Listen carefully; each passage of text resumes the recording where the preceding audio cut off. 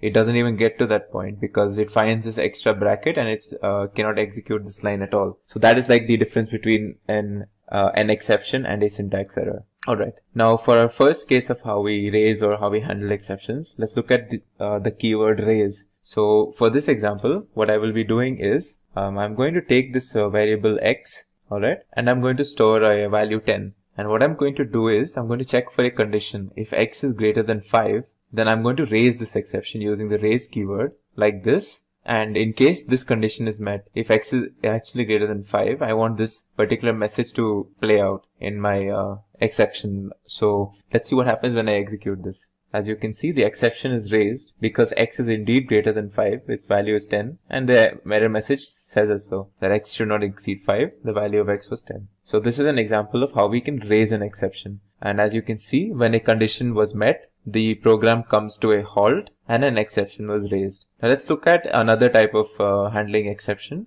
where we use the assert statement. So when we use the raise command, we waited until an error occurred and our program crashed midway, right? What if we want to check if a condition is met? And if this condition is met, then the program can continue. But if the condition turns out to be false, then we want a particular error, namely the assertion error exception, to be thrown to us. So we can use the assert command in such a case. So in our example, we will be checking whether the system that we are working on is actually Linux or Windows 32. So let's see. First of all, let's import a library called sys. This is it's a library where we can access system information. One of the modules in that is one of the functions in that is the platform. It basically tells us what system are we working on. So we're working on a Win32 system. Okay. So let's use the assert keyword. All right. Now we're going to check if Linux is what we are working on, and in case it is not, then we want an error message, and this will be the error. The error will obviously be an assertion error because we are using the assert keyword. So this is how we use the assert statement. And if we execute this, as you can see, we get the assertion error because sys.platform contains Win32 and not Linux. And so we got this assertion error. So if we change this to check for Windows system, we won't have any error when we execute this, as you can see. So this is the example where we use the assert statement. Another way of handling exceptions is by using the try and except block. So this is probably one of the most common ways of handling exceptions in Python, where we use a try keyword and an except keyword. Now within the try keyword, as you can see here, we have a chunk of code which we're going to check. And if everything is fine in the try keyword, then this is perfect. So we don't need to move on to what we call the except part of the try and except block. But if say there was an error in the try block, then we move on to the except block where we're going to run the part of the code in the case we find an error in the try block. So first we check the part of the code that is under the try block, and if there is an error, we move on to the except block and we run that part of the code over there. And in the except block that is where we handle our whatever error that might get thrown our way in the try block. Okay, let's look at an example at how to use this technique. So I have a basic function out here. All right. It's defining a function called Linux interaction. What this is basically doing is that when I call this function, I want to do an assert check. I'm going to check if Linux is the system I'm working on, and if it is not, then I want this error to be thrown. Okay. And so yeah, let's see what happens in the case. And if this assert statement is actually passed, then we will move on to this statement. So you look at it like this. When I call this function, it will first check for this assert statement. In case something wrong happens and we get an assert error, then we do not move on to this line. So we only get this printed. But if this assert statement passes, then we move on to this line and we get print doing something. Okay, so let's see. Now I'm going to call this function out here. Let's see what happens here. As you can see, I get an assertion error because obviously this is a Windows system and not a Linux system, and I get this message. Okay, now let's see what happens when we use it in a try and except block. Alright, so now I have a try block over here in which I am going to try this function, Linux_interaction. If in case I find an error, I immediately jump from the try block into the except block. Now you see the slight difference in how we handle this. Like what happens. So as you can see, when we use the function explicitly, we directly went to what we call an assertion error. But when we use the try and except block, we will not use the assertion error because we are leaving the try block immediately and we're going to go into the except block where the only thing we're doing is printing the statement. As you can see, we are not on Linux, found some error. Okay. Now what if we wanted to catch the error within this function itself, which was the assertion error, and we can do that explicitly like this. So now what I'm doing is I'm going to try, alright, and it's going to catch an error in this, right? So now in the except block, I'm going to say the assertion error that we found in this function in the try block, we're going to use that in our except block. So as you can see, we're going to print that assertion error. It'll basically print this statement. Function can only run on Linux systems. As you can see here, function can only run on Linux systems. Function can only run on Linux systems, and the next part of the thing was the Linux interaction function was not executed. Okay, so this is something very important happening here. When we use this assert statement, the whole program is actually getting executed, right? But when we're using the try and except block, we are immediately jumping on, like the moment we catch an error, we are immediately jumping onto the except statement. And however, all the handling of the exception is done in the except block and not in the try block anymore. So we have to think of it like this, that the try block is only to check if a particular piece of code is does it have any errors or not, and in case it does, then all the handling that we do is in the except block of this particular statement. Now let's look at another example. In this example, I'm going to try opening a particular file. Now this file does not exist, so I will get a file not found error, and this is a built-in exception. And I'm going to catch that, and I'm going to print that error over here in the except block. Alright, so as you can see, file not found, and whatever error I have, I printed over here. Alright, so this is another a file not found error that we caught in our try block, and we're handling it in the except block. Now let's combine both of these examples where we use this Linux interaction and we also try to open a particular file, and we try to do both things in the try block. And since both of these contain errors, let's see what happens when we have multiple errors in a try block.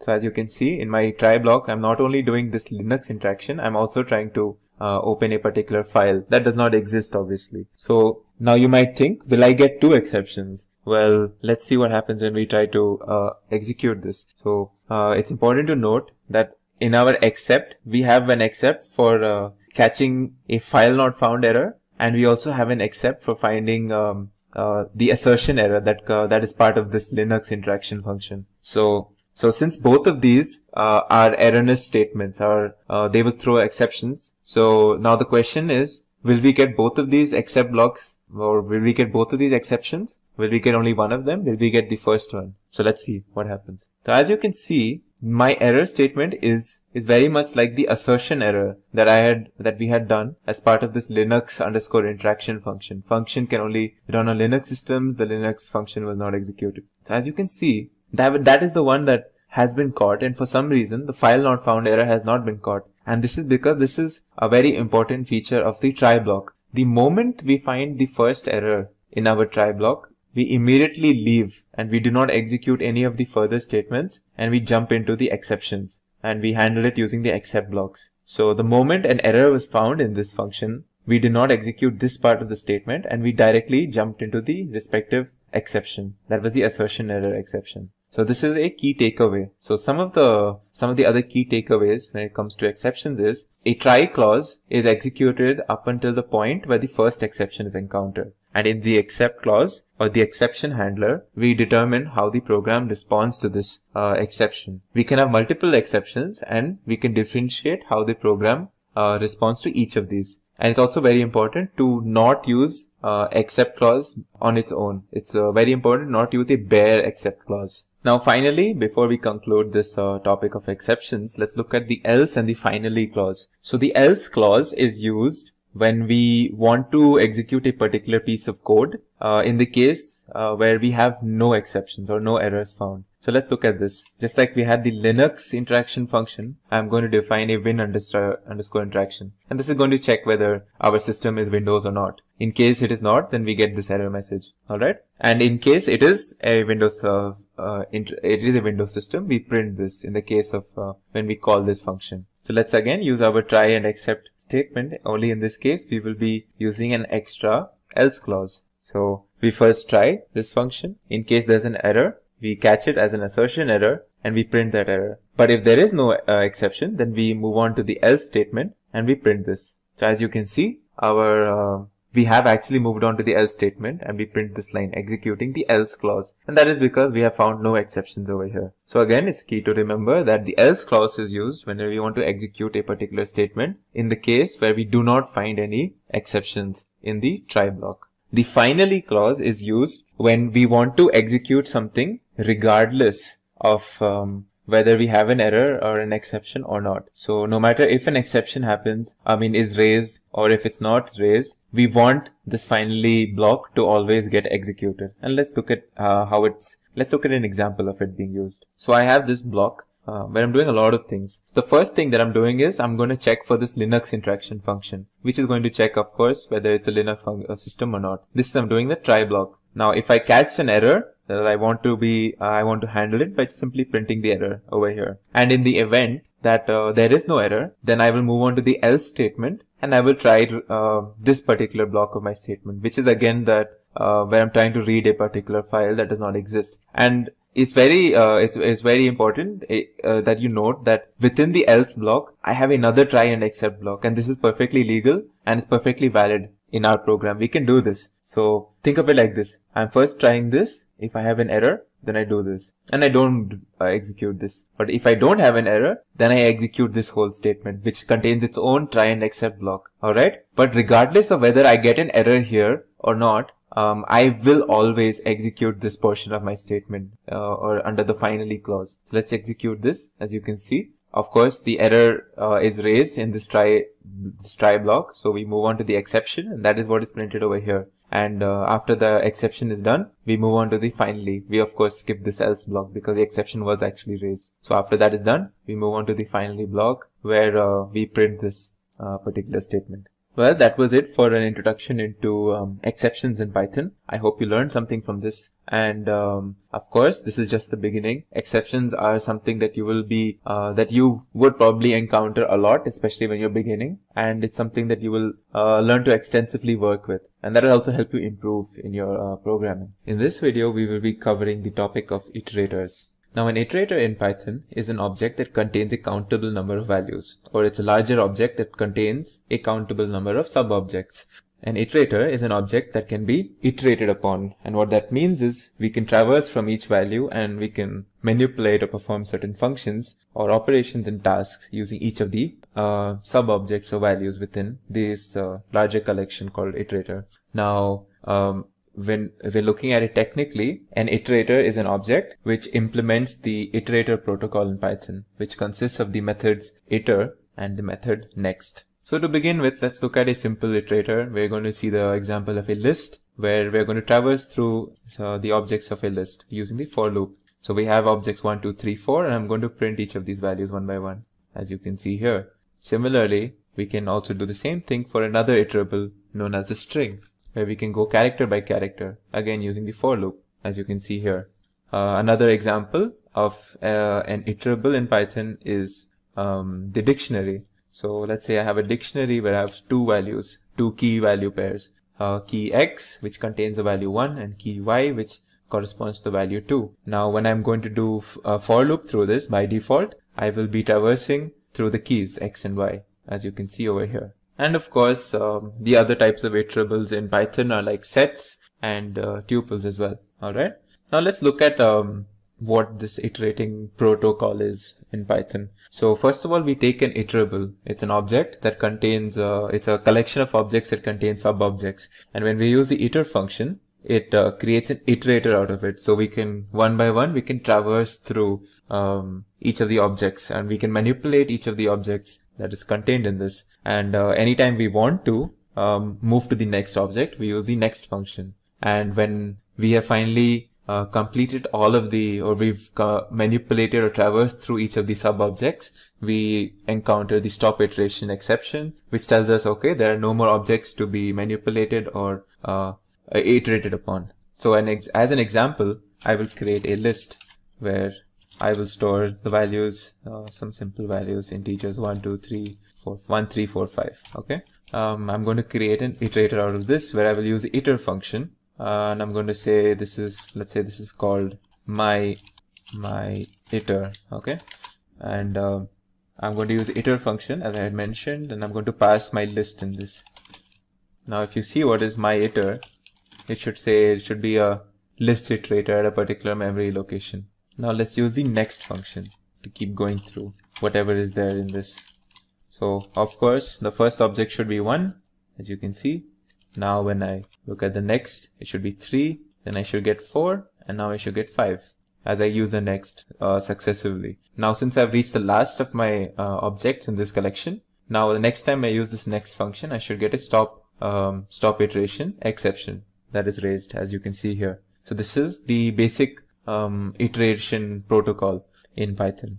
Now you might have already gone through the for loop video, and in that I have spoken in quite a bit of detail as to how a for loop performs this this iterator protocol and how it creates an iterable object out of, say, a list or a tuple, and how it internally performs the next function, and it breaks out of the for loop once it encounters the stop iteration exception. So for loops are they're very similar to your standard iterator, and they use pretty much the same protocol for its functioning. Now let's do a basic comparison of what is a basic comparison between a generator and an iterator in Python. So in generator, we use a function. We define it using the def keyword, and we define it under one function to create a generator. Whereas in the case of iterators, we use two separate functions, the iter function and the next function.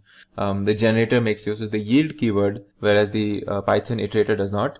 In generators, we save the states of the local variables each time we use the yield keyword, and we pause the loop temporarily. Whereas in iterators, we do not make use of any local variables. All we need is an iterable like a list to iterate upon. We may use any number of yield statements in generators, and we do not use yield statements in iterators. Generators are not memory efficient, whereas iterators are very memory efficient. So this is like basic comparison between generators and iterators.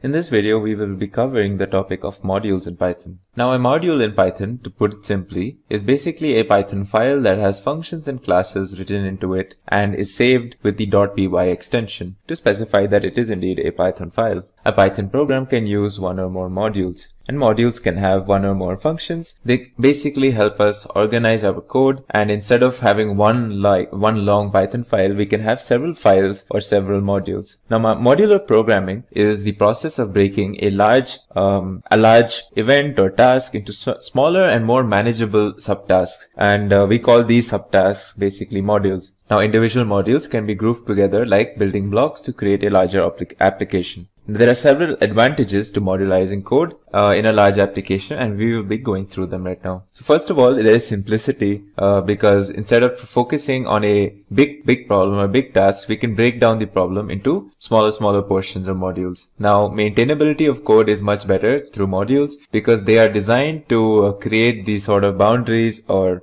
clear demarcations between different problem domains. There is reusability in the sense that once we create a module, we can use it in different parts of the code or even different applications itself. There is also scoping, and what this means is modules typically define a separate namespace, and this helps us avoid collisions between identifiers in different areas of a program. Functions, modules, and packages are basically all constructs in Python that promote code modularization.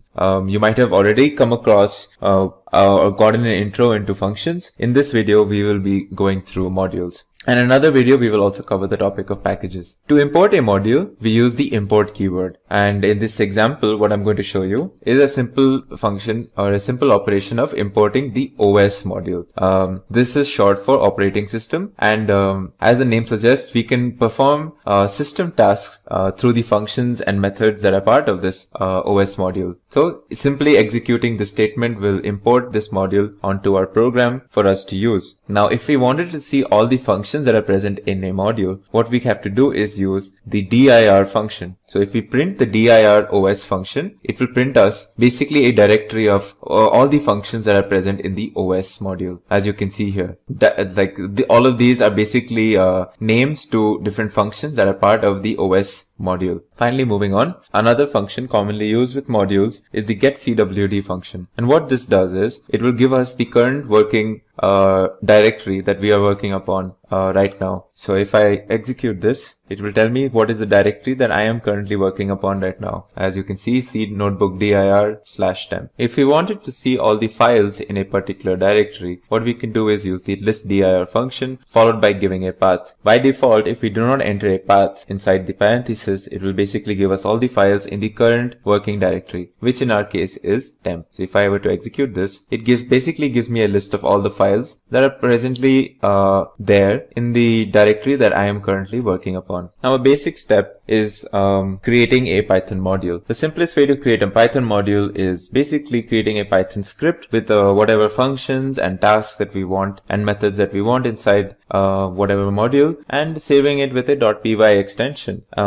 So in my example, what I'm going to do is I have already created a script in Notepad, and I've stored it with a .py extension that contains these 4 functions: add, subtract, product, and division. I've basically used this code and I've stored it in a .py script, and I'm going to be using this as my as a test module for this particular example. Now, how do we import a module? Now, once that I have created a script, in my example, it will be called mycalc.py, and we've stored it in our directory. To import the module, all we have to do is use the import statement. So if I had to import mycalc, all I have to do is say import my_calc, and now my calc has been imported.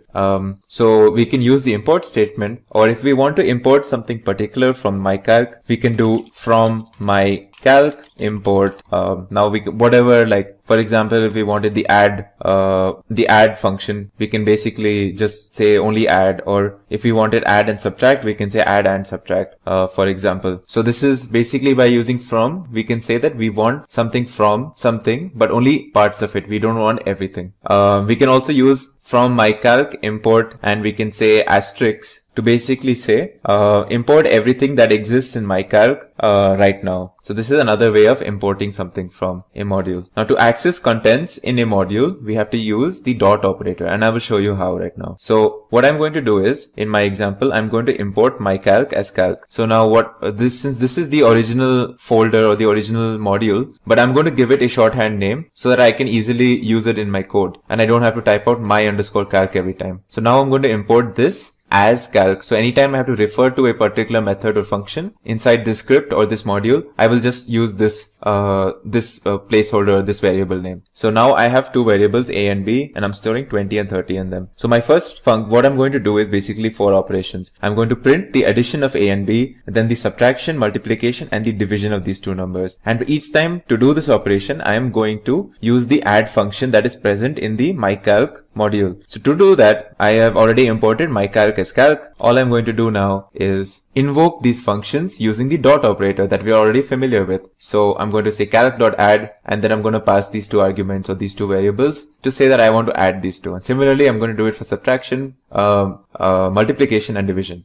As you can see, these are the results of my tasks. Now, if I had to do a directory operation on the module calc, it will basically give me a bunch of inbuilt or dunder methods that are already a part of any Python script by default, such as built-ins. So if I execute this just to show you what happens when I use the dir function, it will basically give me all the functions that are part of this Python script. So these double underscores that you see are basically denoting magic methods or dunder methods, and these are like inbuilt methods as a part of the script. And if you see here, add, division, prod, and sub, these are the methods that we have defined earlier on in our script ourselves. Now, to go slightly deeper or in more detail into what happens when we do a module search, let's actually look at what happens. So what happens is when, for example, we execute the statement import mycalc as calc, as we did over here. So the steps that actually take place are the interpreter executes the above statement, and it searches for this Python script in a list of directories assembled from these following sources that you see here. So it takes the directory from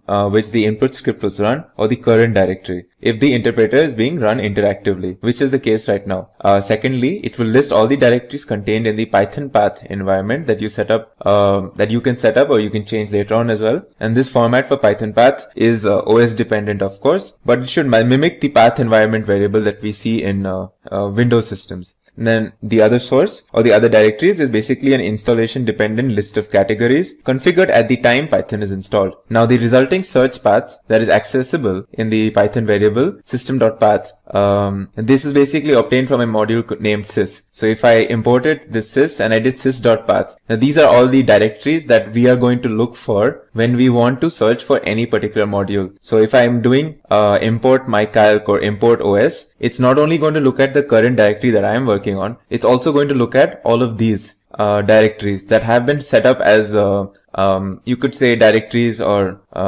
paths in the system.path. In this video, we will be covering the topic of packages. Now, what if we developed a very large application in Python that contains many different modules, and we have so many different modules that have similar names and functionalities, and they're all kept in or dumped in the same location, that it becomes very difficult to track these modules. What if there was a way to organize and access these in a much simpler and more organized manner? Well, packages allow us to do just that. Packages are a hierarchical structuring of the module namespace using dot notation. And this is the same dot notation that we use when we want to access methods or functions that are part of other classes or modules. So let's look at certain examples to understand what we mean. So I have a directory called pkg. This can be basically treated as what we call a package. Now in our package, we have two modules, mod1.py and mod2.py. And what we're going to store in mod1 and mod2.py are the follows. So I'm going to define a function called foo, and I'm going to print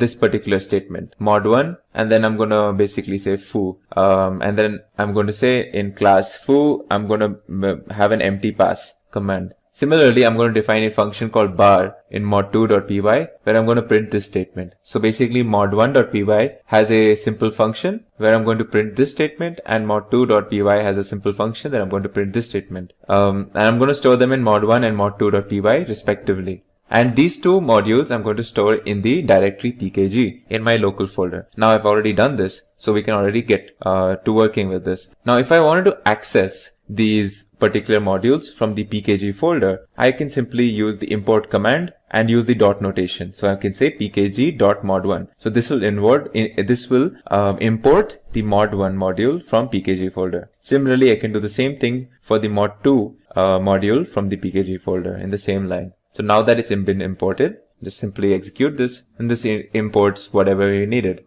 Now, if we wanted to perform a function that was a part of mod1.py, we can just extend the dot notation and use the function as over here. As you can see, it performs this print command, whatever it was supposed to do. Similarly, I can invoke the function that was part of the mod2 module by extending the dot notation to it in the same way. Now, another way that I can invoke I can import a package is by directly importing the package itself by using import pkg and not accessing any of the specific modules within it. Now let's see what happens when we do this. So just for this example, what I'm going to do is I'm going to restart the kernel so that the pkg modules that were already imported get cleaned away. So we see what happens when we execute this on its own.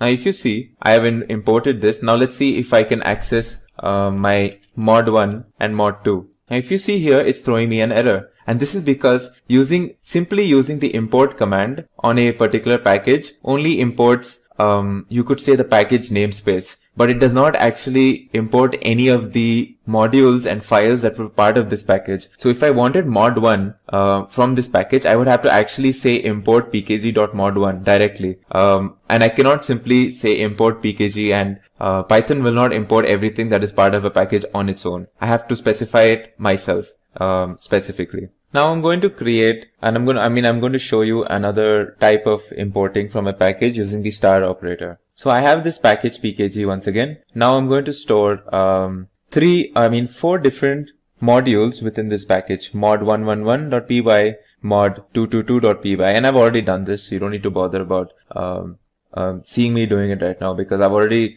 created these files, and what I've done is within mod111.py, I've written this statement and I've stored it in the Python script. Similarly, I've created another Python script called mod222.py, and I have basically written this in the code. And I've similarly done this for mod333.py, and I've done another for mod4.py. Now, once I have done this, I've stored these Python scripts into my package or pkg package. So now what I'm going to do is I'm going to execute this command. If you see this, from pkg.mod333 import star. So once I execute this, now I'm going to say print directory, and print directory basically will tell me all the functions that exist in my current directory. If you see here, there's this baz function that was a part of mod333 module. Now if I change this, and if I imported mod111, and if I did the same thing, you will see foo has now been added as a part of this directory. And these are all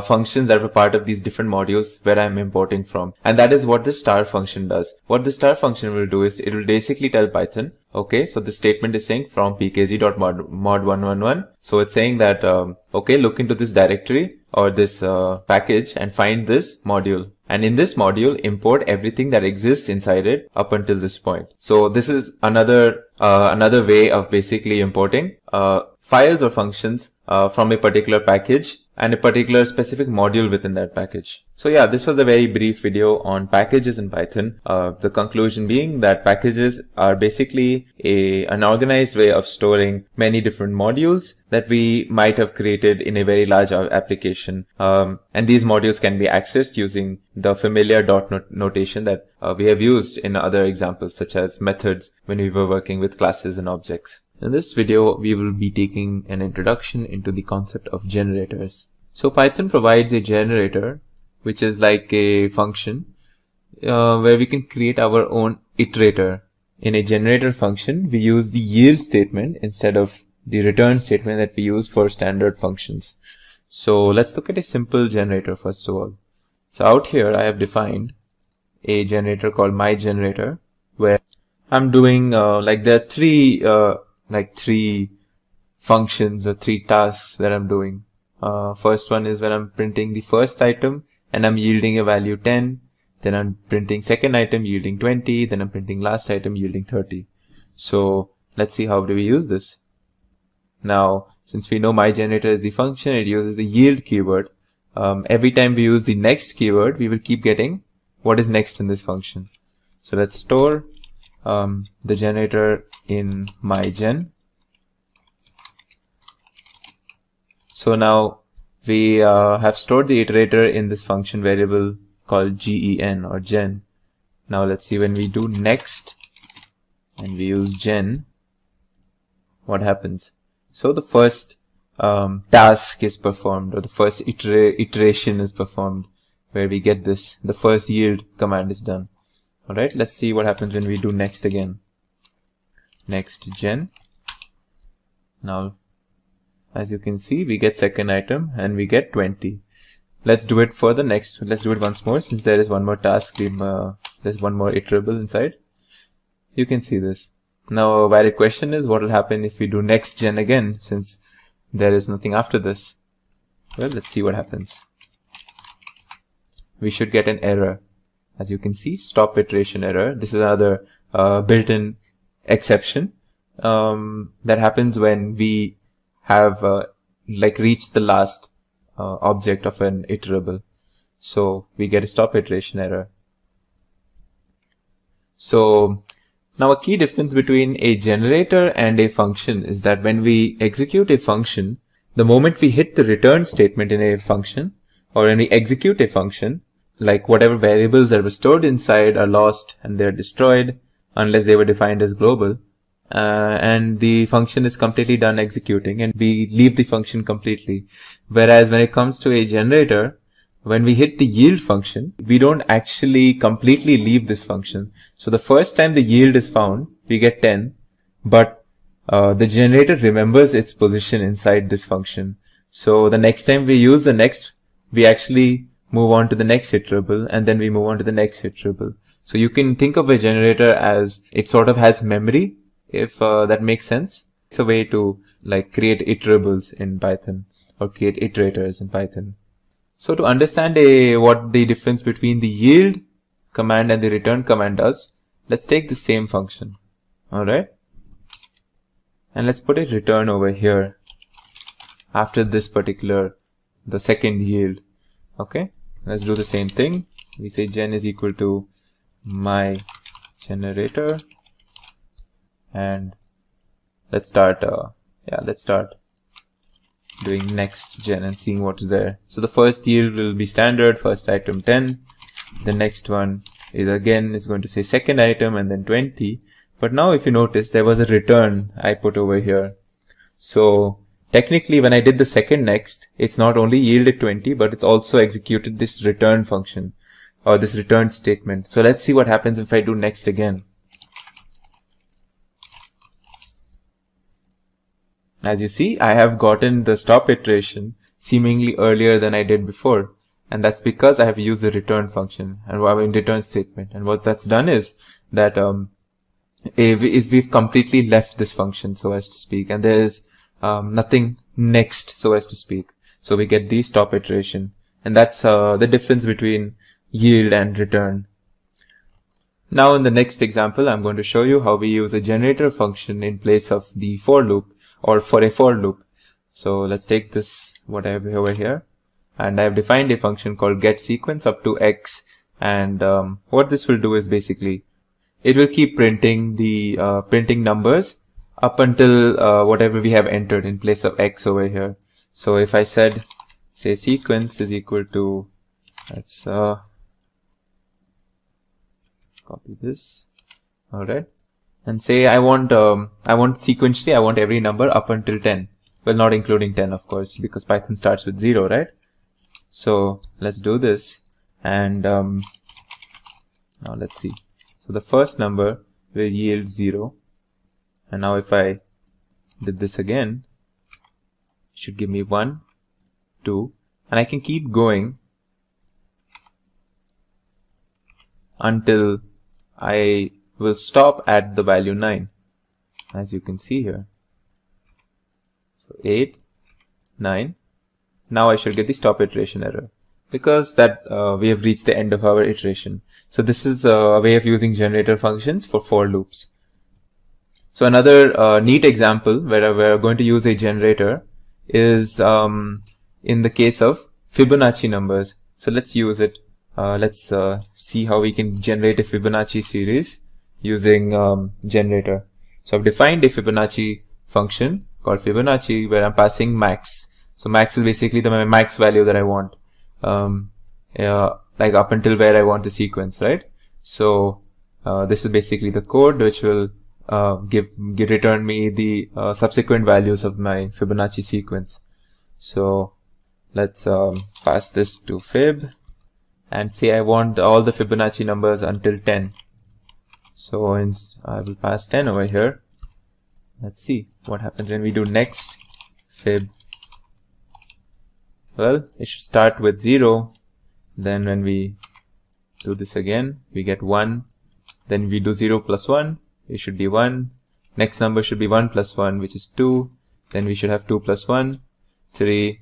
And then 3 plus 2, 5. Then 3 plus 5 should be 8. Now 8 plus 5 is 13. And since 13 is greater than what we passed for our max value here, now when we try this, we should get the stop iteration error, as you can see. In this video, we will be learning about the concept of list comprehension. Now, list comprehension it's a neat way of creating a new list based on values that are already there in an existing list. So you can think of it like creating a new list using a much shorter and cleaner syntax compared to what you might traditionally be thinking. So let's go through some examples, and through those examples, we will see how list comprehension makes creating these new lists much simpler and much easier for us. So in our first example, we will be creating a new list which will contain fruits that contain the letter A in their name. So we already have a list of fruits over here, as you can see. It has apple, it has banana, cherry, kiwi, and mango. Now we want to create a new list which has only the fruits that have the letter A inside them. So apple would be one of them, banana would be one of them, and mango would be one of them. So traditionally, if you look at this piece of code, this would do what we want to do, but this contains a few extra lines. But yeah, it does do what we want to do. Now, what if there was a way of doing the same thing by just writing one simple line of code? And that exists, as you can see here. So I take the same list. Now, this is where you need to follow. So now my new list is equal to, so I'm creating a list over here, as you can see. Now within this list, you have this line. This is what we call a list comprehension. So as you can see, it says each fruit for each fruit in fruits if, now it's checking for the letter or the character A inside each fruit. And what this each fruit is, that we're checking each object in this list one by one. So first, in the first iteration, each fruit will contain the string apple. Then in the next iteration, it will contain banana. And in each iteration, we're going to check if it contains the character A. And if it does, then we store that each fruit in the new list, as you can see here. So if I execute this line, you see my result is the same. I have my whatever I wanted. And this was a much cleaner way of writing or creating this new list. Let's look at some other examples now. So my next example, what I'm going to do is I am going to iterate through a string. So I have a string. It can be anything. In this case, I am using a string called human. All right. So I have a string called human, right? Now I want to store each character of this string into a list that we call h_letters. So if I use the for loop, this is how we would do it. If I execute this, as you can see, the list contains h and then u, m, a, and then n. Now what if I wanted to do the same thing, but by using list comprehension? So what I would do is, let's create a list over here, h_letters, and so as we know, list comprehension will you just basically need one line. In this case, it will just be like this. Now this is my string. Now let's see, when I check what's in h letters, let's see what is the output. So as you can see, I have the output as what I needed. So this is a much cleaner way. Let's go through some more examples now. Now we can do more list comprehensions. We can even use, so we've already seen one case where we checked for the character A. We've seen a case where we went through, where we did a sort of a loop through a string. We can also use list comprehensions in conditionals. So let's look at an example where we use the list comprehension with an if statement. So what if I wanted to store, say, the first 10 even numbers? So this would this is an example that I'll be using. So in my list, I want to store the first 10 even numbers. So this would be a way to do it. So I have in range 20. So what this is going to do is X is going to take the value of 1, 2, 3, 4, and so on until 90. It'll actually take it from 0, 1, 2, 3, 4 until 19. So when we do range 20, we're creating an iterable where we're going to loop through or iterate through the values 0 to 19. So if I do this, and this, what this statement does is basically it checks if it's divisible by 2. So if this is equal to 0, that means we have an even number. And if this condition is met, that means we store the X into our number list. So let's see what happens when we execute this. This should contain 0, 2, 4, 6 until 18. So this is the first 10 even numbers, as you can see. So this is a neat way of using if statement. We can also use an if else statement. So what if I'm checking each, okay, so I'm going to create another list, and in this list I'm going to basically see if each of my numbers are the even or odd, the first let's say 10 natural numbers. So let's write this statement down. So I want it to be even in case the I that I'm checking, I being every number between, like say the first 10 natural numbers, as I said. Now let's check if it is divisible by 2. Well, if it is divisible by 2, of course it's going to be even, right? Else, we say that it is odd. and then we check for I in, say, let's say the first 20. Okay. So now when we do this and we check what's in the list. So as you can see, the list contains like even, odd. It's basically saying the number 0 is even, then the number 1 is odd, then number 2 is even, and so on and so forth. So this is an example where we used the list comprehension with if-else statements. So another neat thing that we can do with list comprehensions is that we can use it along with functions. So let's look at this function. In this example, we have a function called double x, where we define this double function to take an input, to take an argument x, and what we return is the square of the argument. So let's use this in our list comprehension. So what we do over here is that we're checking. What we're doing is for every x bit in range 10. So we're taking the value 0, 1, 2, 3 until 9, and we're passing it to this function double x, and we're going to get the square of them, and we're going to store that in a list, as you can see here. Let's call this list x. Let's just call this list let's call it y. So now let's see what's in y, and we check. It should be 0, 1, 4, 9, and so on. So wait, let's check again. Does this square? No, this is actually 2 times. So let's make it square, as you can see. So you can see 0, 1, 4, 9 for the first 10 natural numbers. Now what I've shown you is obviously list comprehension, but we can also do set and dictionary comprehensions. In fact, set comprehensions work exactly the same way as list comprehensions. The only difference is the set comprehensions will make sure that there are no duplicates inside the set. So you can't have like duplicate items, which you can in the case of list comprehensions. So let's just take a look at an example. So here in this example, what we're doing is we're going to check. So we have this string that we're storing in the variable text, and the string is something like life finds a way. So whatever this is. Now what we're going to do is we're going to iterate through this string character by character, and we're going to check if we're going to check for vowels essentially. So we're going to see if the character A, E, I, O, or U is present in the string, and if it is, we will pass it into our set. Now if you look, you will find there are multiple I's, right? And there are multiple A's as well. So if we did this through a list comprehension, each time that we find a vowel, it would be added to our list. But since this is a set, and sets do not allow duplicates, so you will only have one copy or one particular object for each of the vowels. So of course, now set comprehension is defined using curly braces, so let's keep that in mind. So now if I check what's in this, I will see A, E, I, and U.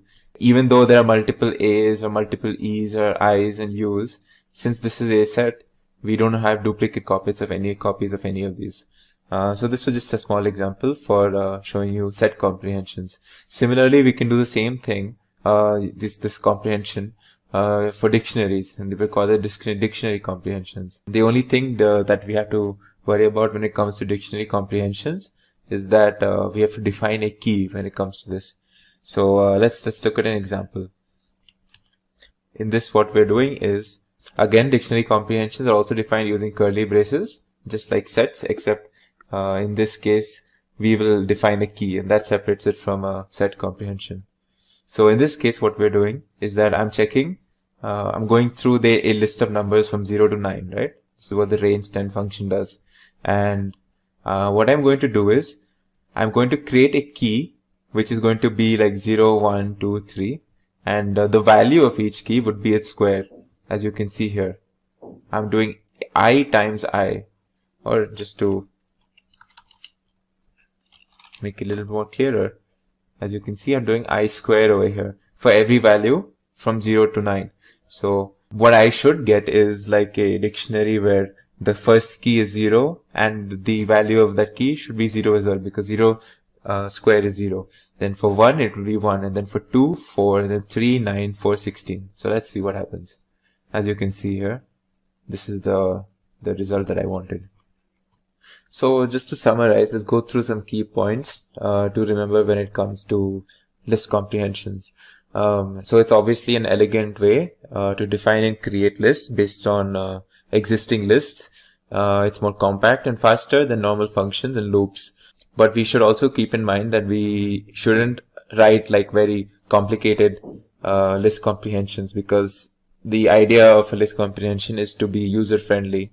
And also it's important to note that every list comprehension can be written in the form of a loop, but every loop cannot be written in the form of a list comprehension. And that is probably a very key point to remember. In this video, we will be learning about the concept of regular expressions. Now, a regular expression is simply a sequence of characters that defines a search pattern. For example, if you see this example here, you can see a symbol called the caret followed by P and then 5 periods, then an N and a $sign. And what this regex pattern does is it's searching for a 7-letter string that starts with P, ends with N, and has 5 characters in between. Let's look at this example now. This is a regex pattern that is looking for a 5-character string that starts with A, ends with S, and has 3 characters in between. Now, if we had to match this with this string, with these strings as our test strings, the first one would not match because it's a 3-letter string and we're looking for a 5-character string. The second one would match because it's a 5-character string that ends with an S, starts with an A, and has 3 characters in between.